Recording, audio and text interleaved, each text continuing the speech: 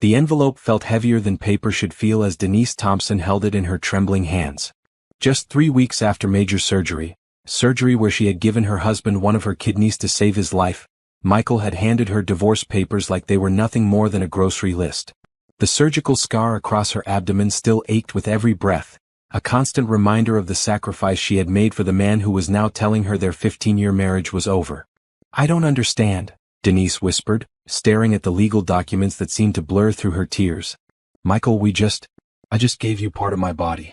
I saved your life." Michael stood across their bedroom, already dressed for work, his face cold and distant in a way she had never seen before. This was not the man who had held her hand in the hospital pre-op room just a month ago, promising that they would get through this together, that her sacrifice would make them stronger as a couple.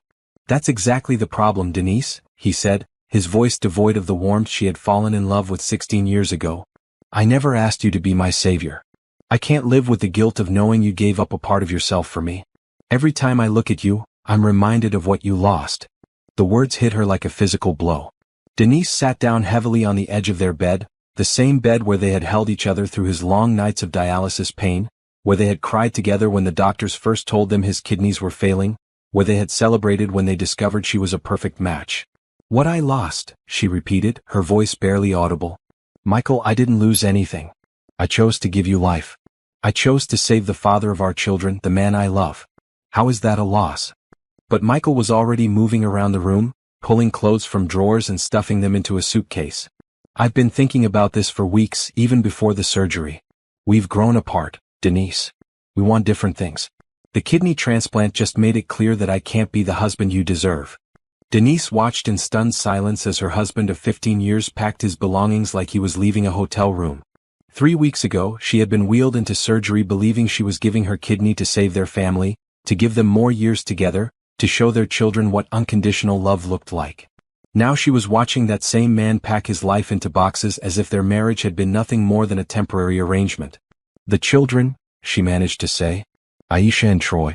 How do I explain to them that Daddy is leaving just weeks after Mommy gave him a kidney to save his life?" For the first time since handing her the papers, Michael's composure cracked slightly. Their 12-year-old daughter Aisha had been so proud of her mother's bravery, telling everyone at school about how her mom was a hero who saved her dad's life. 9-year-old Troy had drawn pictures of kidneys with hearts around them, decorating the hospital room walls during Michael's recovery. "I'll talk to them," Michael said, but his voice lacked conviction.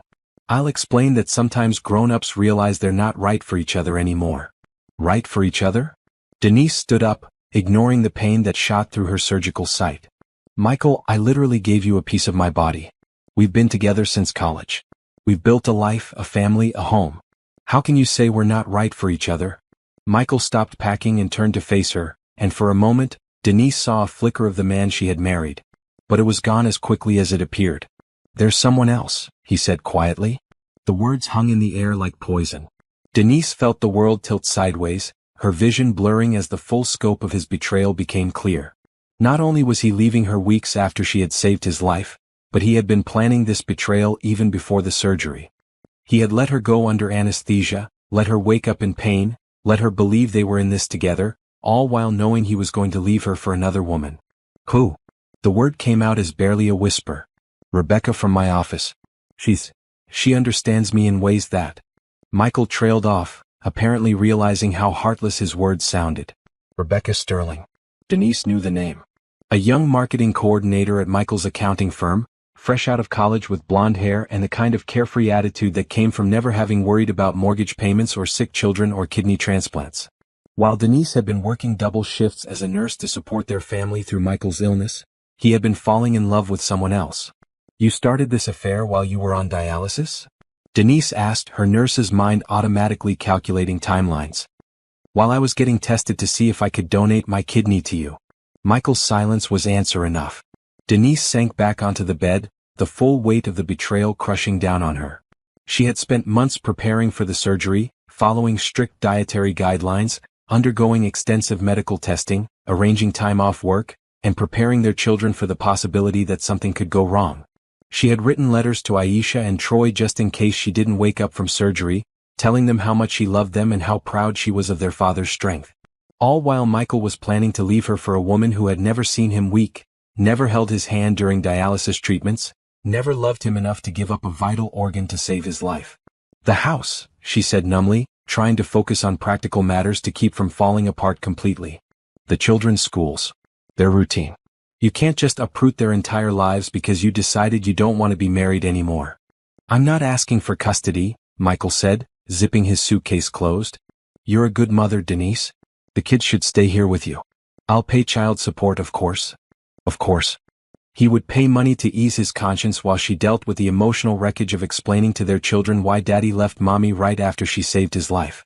He would write checks while she worked to rebuild their sense of security and trust in the adults who were supposed to protect them. As Michael headed for the bedroom door, Denise found her voice one last time. I hope she was worth it, she said, her words cutting through the silence like a blade. I hope she's worth destroying our family, traumatizing our children, and throwing away 15 years of marriage. I hope she's worth knowing that you left the woman who literally gave you life to save yours. Michael paused at the doorway but didn't turn around. I'm sorry, Denise. I really am. But I can't pretend anymore that this marriage is what I want. After he left, Denise sat alone in their bedroom, surrounded by the echoes of a life that had just imploded. Her surgical scar throbbed with each heartbeat, a physical reminder of the love and sacrifice that had been thrown back in her face. In just a few hours, she would have to pick up Aisha and Troy from school and somehow explain why Daddy wasn't living with them anymore. But as she sat there in the wreckage of her marriage, something began to kindle in Denise's chest, not the warm glow of love she had carried for Michael all these years, but something harder and more determined.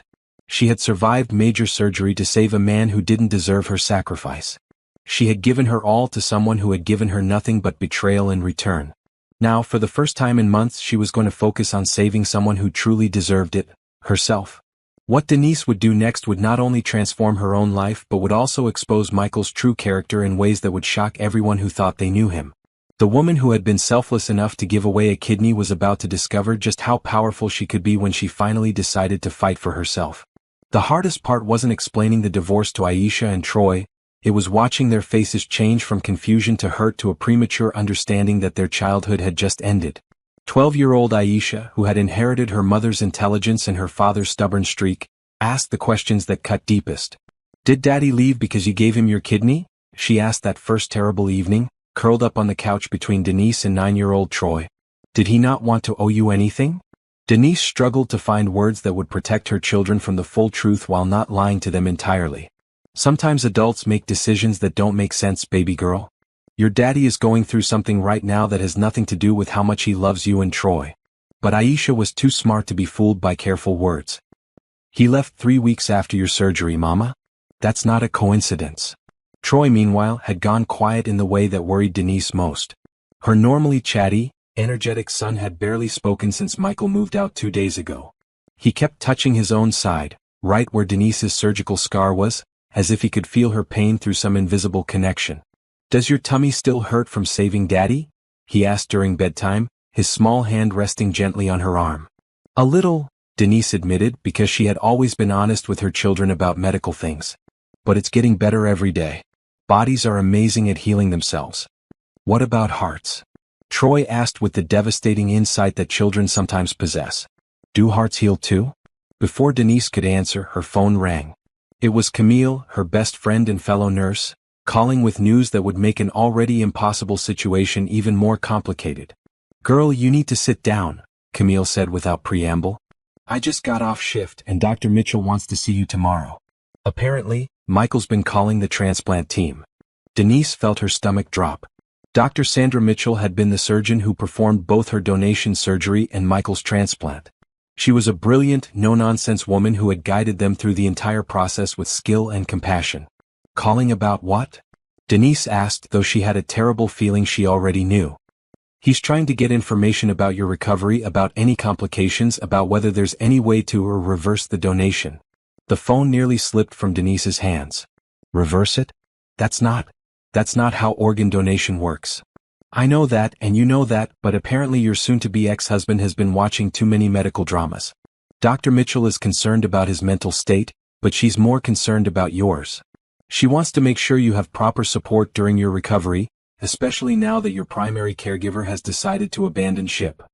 After hanging up with Camille, Denise sat in her quiet house, listening to her children's breathing from their bedrooms upstairs, and felt the full weight of her situation settling on her shoulders. Not only was she dealing with the emotional devastation of Michael's betrayal, but now she had to worry about him trying to interfere with medical decisions that had already saved his life. The next morning she arranged for Mama Grace, Michael's mother, to watch the children after school. The conversation was awkward. Mama Grace was clearly struggling with her son's decision to leave his family so soon after the transplant. "I raised that boy better than this," the older woman said, her voice tight with embarrassment and anger. 15 years you've been my daughter, and 3 weeks after you save his life, he does this foolishness. I don't understand what's gotten into him." Mama Grace was a retired church secretary who had treated Denise like her own daughter from the moment Michael brought her home from college. She was the one who had taught Denise how to make Michael's favorite cornbread, who had helped plan their wedding, who had been in the delivery room when both Aisha and Troy were born. "I'm not going anywhere," Denise assured her. "No matter what happens between Michael and me, you're still my children's grandmother and you're still family to me." The older woman's eyes filled with tears. "That boy doesn't know what he's throwing away. But you're stronger than he ever was, baby girl. You always have been." At the hospital, Dr. Mitchell's office felt different than it had during all their pre-surgery consultations. Then it had been a place of hope and preparation. Now it felt like a place where difficult truths were spoken. "Denise, I want you to know that everything Michael has been asking about is impossible," Dr. Mitchell said directly. "You cannot give back a kidney. The surgery is permanent. Your remaining kidney has already begun to adapt to handle the full workload, and you're healing beautifully." "I know that," Denise replied. "I'm a nurse. I understood the permanence of the decision when I made it." Dr. Mitchell studied her carefully. "How are you handling the stress of the divorce proceedings on top of your surgical recovery?" It was a medical question, but Denise heard the deeper concern behind it. "Some days are harder than others. I'm sleeping okay, eating okay, taking care of my kids. The emotional healing is going to take longer than the physical healing, but I'm managing." "I need to ask you something, and I want you to think carefully before you answer," Dr. Mitchell continued. "Do you regret your decision to donate?" Denise was quiet for a long moment, considering the question seriously. 3 weeks ago she would have said no without hesitation. Saving her husband's life had felt like the most important thing she could ever do. But now, knowing that he had been planning to leave her even as she prepared to sacrifice a part of herself for him, the answer was more complicated. "I don't regret saving a life," she finally said. "But I regret that the person whose life I saved didn't value the gift he was given. I regret that my children now have to live with the knowledge that their father left their mother right after she saved his life. I regret that my act of love was repaid with betrayal." Dr. Mitchell nodded slowly. "That's a very mature way to process this. Many people in your situation would be consumed with anger or regret. But you're focusing on the larger picture." I have 2 children who are watching how I handle this.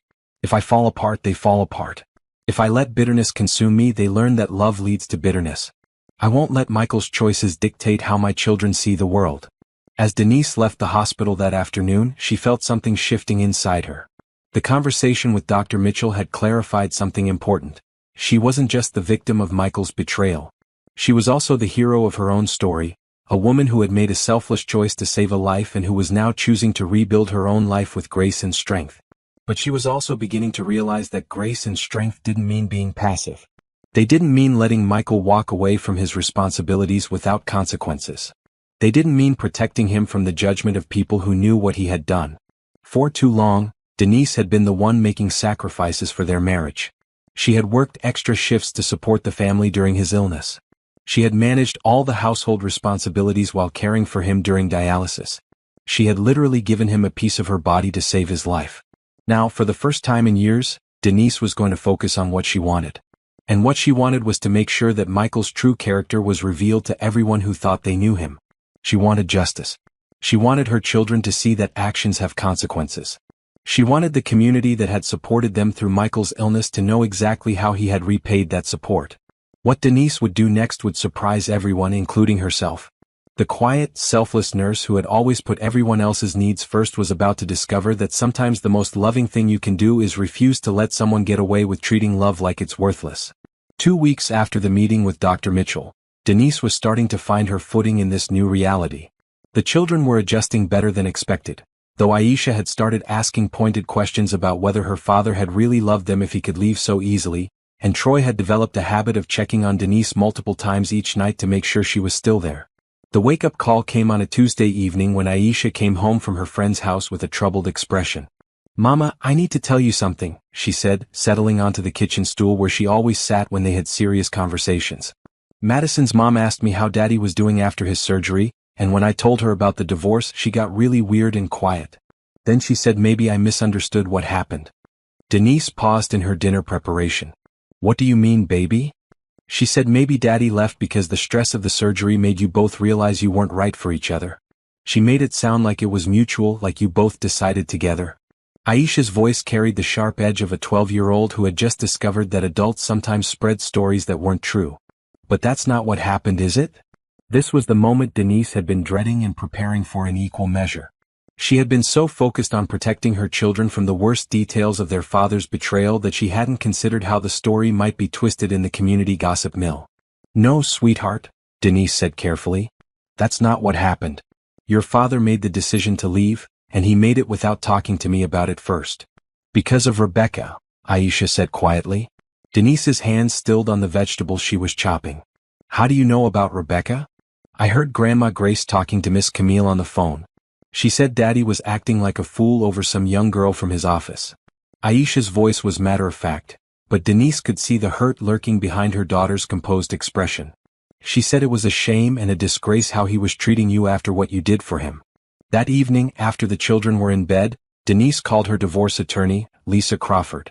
Lisa was a sharp, experienced woman who specialized in complex divorce cases, and she had been recommended by Camille's sister who had gone through her own difficult divorce 2 years earlier.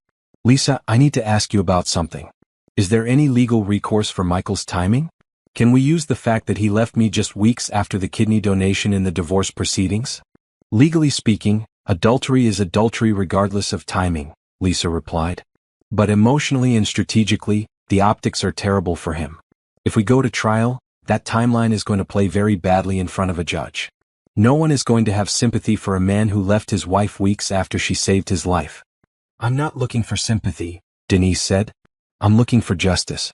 I want him to face the consequences of his choices." "What kind of consequences are you thinking about?" Denise had been thinking about this question for days. "I want the truth to come out. I want our friends, our community, our children's schools to know exactly what happened and when. I want people to understand that this wasn't a mutual decision or a result of surgical stress. This was a man who betrayed his wife's ultimate act of love." Lisa was quiet for a moment. "Denise, I have to ask, are you sure you want to go down this road?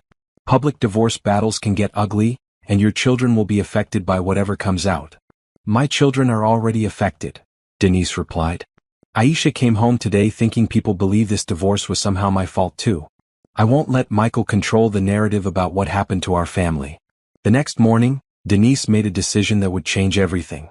She called Dr. Mitchell's office and asked if she could write a letter for the hospital's donor newsletter, a publication that shared stories from organ donors and recipients to encourage others to consider donation. "I think it's important for people to understand that organ donation is a gift of love," Denise told Dr. Mitchell when they met to discuss the letter. "But I also think it's important for them to understand that not all gifts of love are valued the way they should be." Dr. Mitchell raised an eyebrow. "Are you sure you want to share your personal story in such a public way?" "I'm sure. People contributed to our medical fund during Michael's illness. Our church family, our neighbors, our children's schools, they all rallied around us. They deserve to know how that support was repaid." The letter Denise wrote was carefully crafted, honest without being bitter, and devastating in its simplicity. 3 months ago, I made the decision to donate my kidney to save my husband's life. It wasn't a difficult decision. When someone you love is dying, you do whatever you can to save them. The surgery went well and my husband's recovery was excellent. I was proud to have been able to give him the gift of continued life. 3 weeks after the transplant surgery, my husband served me with divorce papers and moved out of our family home to be with another woman. He told me that he couldn't live with the guilt of my sacrifice. I'm writing this letter not to seek sympathy, but to share an important truth about organ donation. It should always be a gift freely given with no expectations of anything in return. My kidney was given out of love, and love, real love, doesn't come with conditions or expiration dates. To anyone considering organ donation, don't let my story discourage you. Saving a life is always worth it, regardless of how that gift is received. I don't regret my decision to donate, and I would make the same choice again. The fact that my gift wasn't valued doesn't diminish its worth. To anyone who has supported our family during this difficult time, thank you. Your kindness and prayers helped us through my husband's illness, and they continue to help me and my children as we rebuild our lives.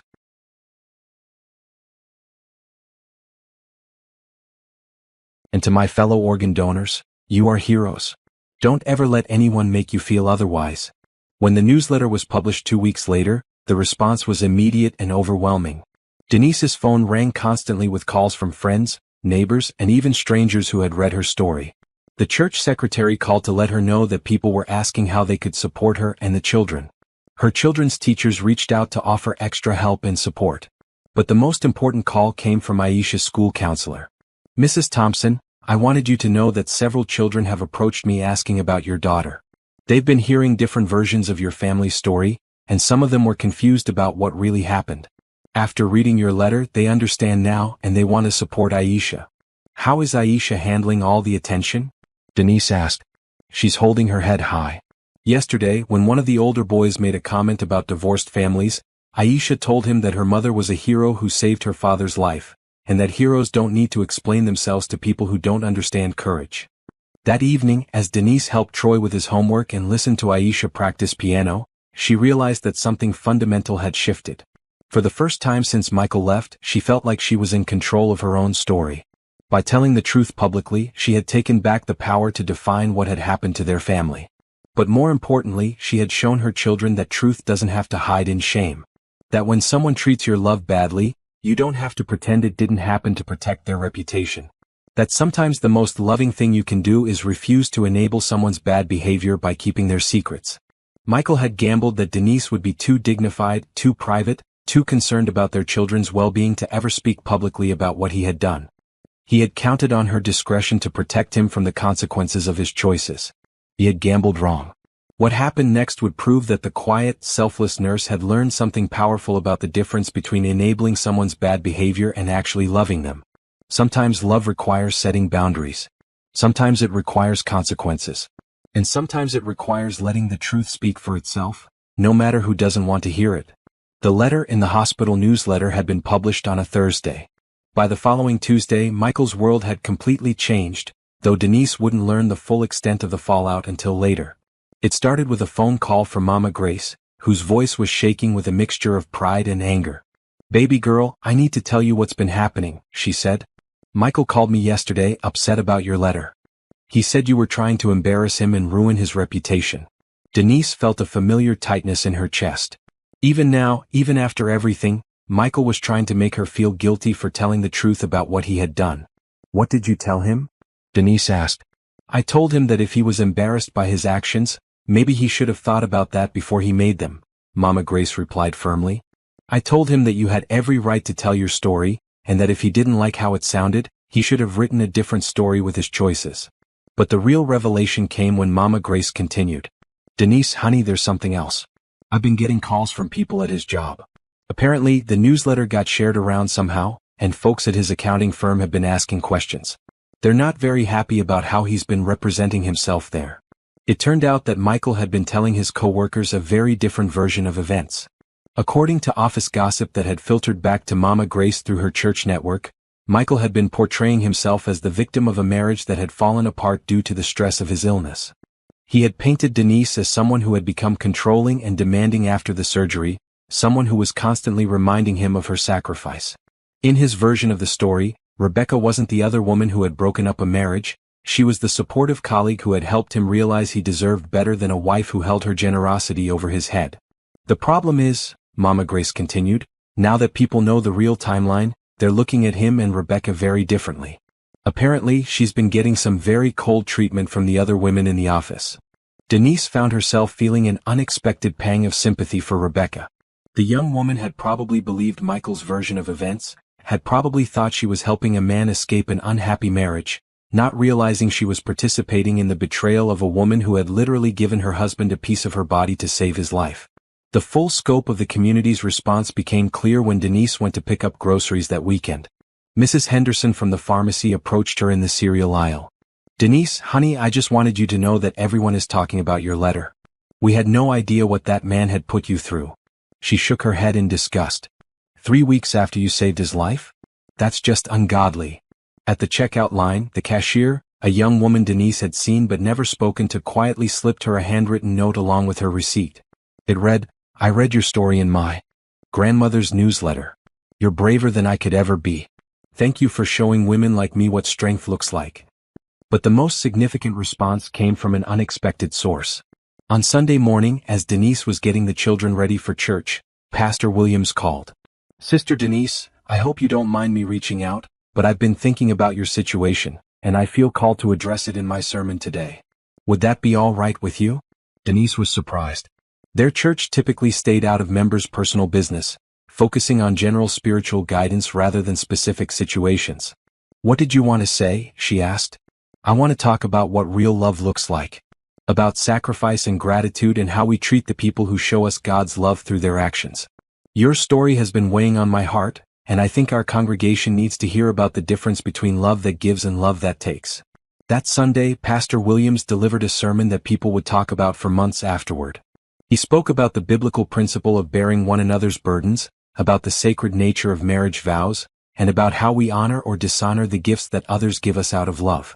He never mentioned names, but everyone in the congregation knew exactly which situation had inspired his message.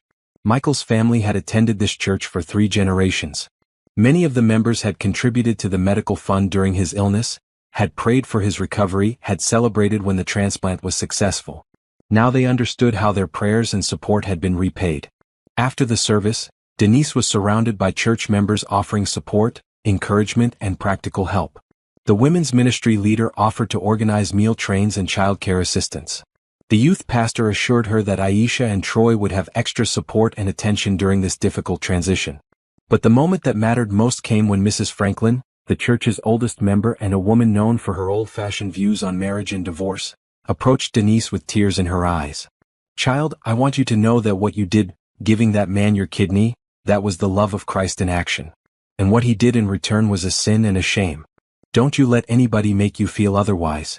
The conversation Denise had been dreading finally came on Tuesday evening.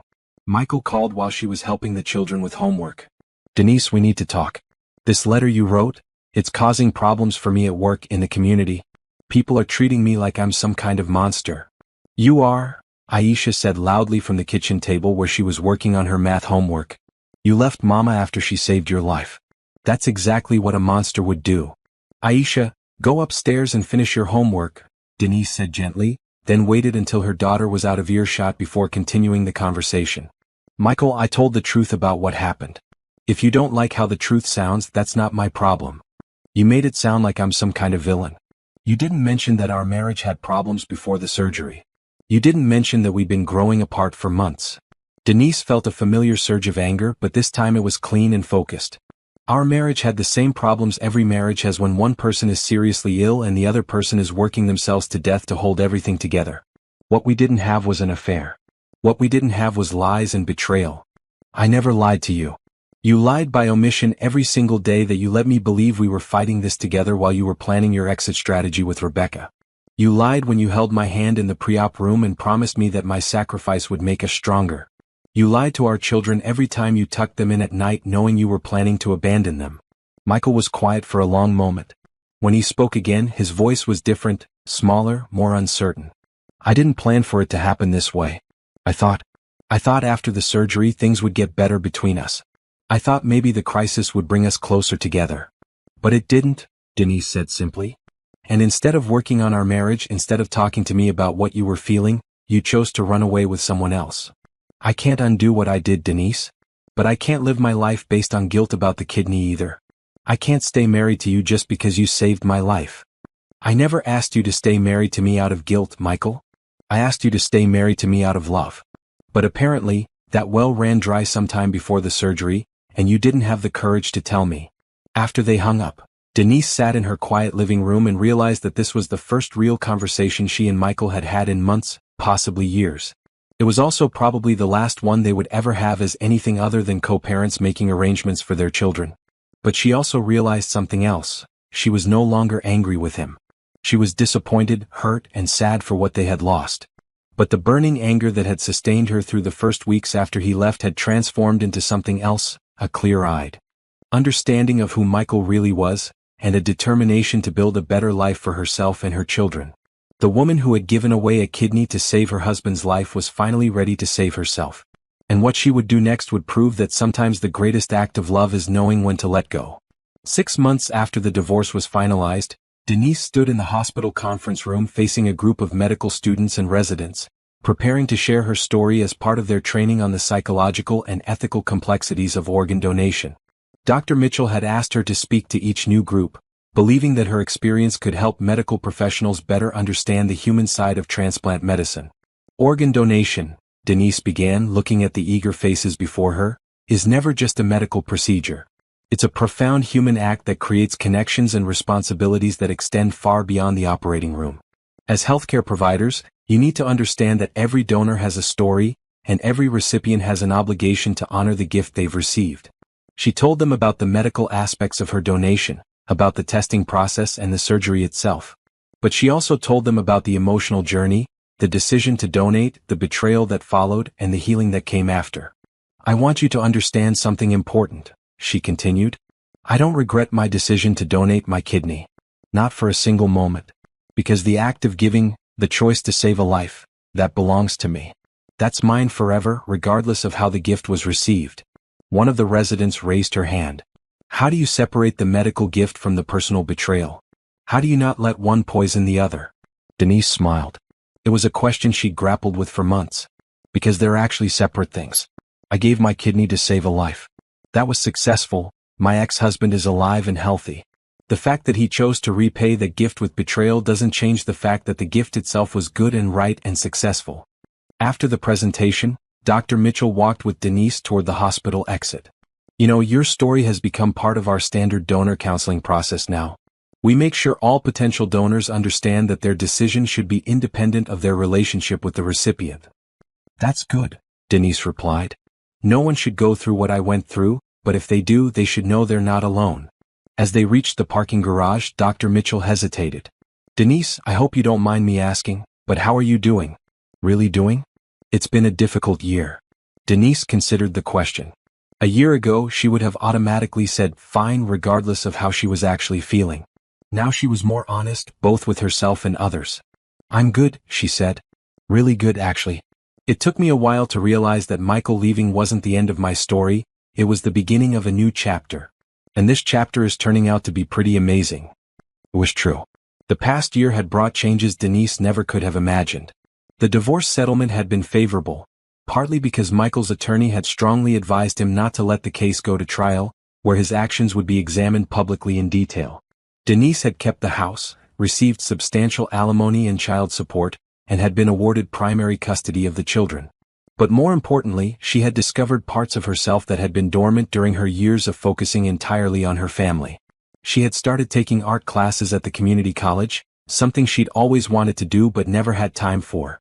She had joined a book club at the library and had made new friends who knew her as Denise the person, not just Denise the wife and mother. Most significantly, she had started volunteering with a support group for organ donors and their families. Her experience, both the medical and emotional aspects, made her uniquely qualified to help others navigate the complex feelings that can arise around organ donation. There's something else I wanted to tell you, Dr. Mitchell said as they reached Denise's car. I've been asked to speak at a national conference on transplant ethics next month. They want me to present your case as an example of how we can better support donors who face unexpected personal challenges after surgery. Would you be willing to come with me and share your perspective? Denise felt a flutter of nerves mixed with excitement. A year ago, she would have been terrified at the thought of speaking at a national medical conference. Now, she recognized it as another opportunity to help other people in similar situations. I'd be honored, she said. Driving home, Denise reflected on how much her life had changed. The small victories had added up to something larger than she'd expected.